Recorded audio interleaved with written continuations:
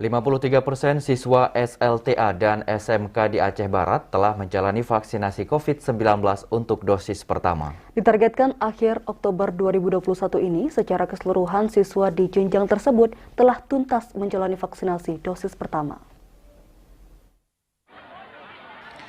Vaksinasi massal terus dilakukan pemerintah untuk sejumlah kalangan, seperti siswa di Aceh Barat tingkat SLTA dan SMK, kini telah berhasil divaksinasi dosis 1 hingga mencapai 53% dari jumlah 7.285 siswa yang ada.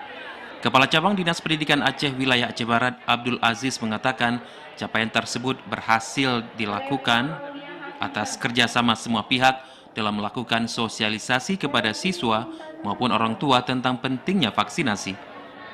Yang telah kita vaksin sekitar 53%. Artinya ada sisa yang belum kita vaksinasi sekitar 47% lagi siswa-siswi kita.